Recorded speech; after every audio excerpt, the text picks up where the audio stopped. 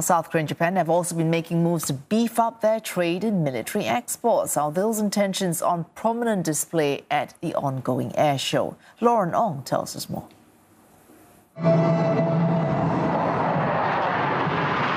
A show of might and speed. It's a sight to behold at the Singapore Airshow. That's the Korean Air Force's Black Eagles, which has already won awards internationally for their demonstrations. A grand showing of their capabilities as one of the only aircrafts in action. These jets are manufactured by Korea Aerospace Industries, a key aerospace and defense company in South Korea. More of its products are on display inside in this exhibition space, catching the eyes of many. It is the biggest event in this area, and we believe that all of the neighboring countries such as Thailand, Indonesia, Philippines, and Malaysia, it's our very big potential customers. So it's very meaningful to set up the booth here and promoting our product. All this comes as South Korea rises to prominence among the world's biggest arms dealers. It signed its biggest arms deal ever with Poland in 2022, laying the groundwork for the nation's defense companies to feed Europe's hunger for weapons on the back of the Ukraine war. But the purchase has been stalled due to a partisan deadlock over legislation that could help expedite the $22 billion weapons purchase.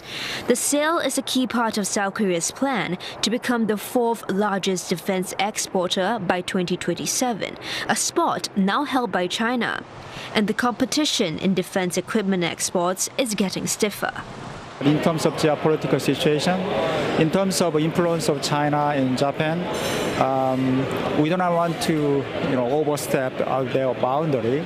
But some of the countries outside their influence, yes, we can actually promote our product. Japan is also courting the foreign market following a shift in the country's security policy, which opened its local defense industry to the global market. It's eyeing on Asia, where military spending is on the rise due to economic growth and Chinese military expansion. Japan's defense ministry is here for the first time. It brings 13 Japanese companies with the aim of supporting sales to foreign countries. The booth is located at this high-profile location right by the entrance, with models and videos showcasing its capabilities from aircraft manufacturing to communications. Even as Japan steps up arms export to compete with South Korea, both countries are the US's most important allies in Asia. I think for the case of Japan and Korea especially, is the fact that they are very integrated into the Western supply chain. They are interoperable with Western systems. And I think more importantly is that given what's happening around the world, many countries are looking to get military equipment fast and urgently. And what especially Korea is doing is that they have the capacity and the capability to generate and produce military equipment very easily for these countries. Mr. Chen says it's this compatibility that sets them apart from Chinese products, for instance, a key feature for countries that already operate on Western systems. Supply chain for their weapons, spares, which we have seen being disrupted during the conflict in Europe. For Asia, I think that's one of the lessons learned to ensure that they have sufficient components and spares to support their armed forces whenever there is a need arises.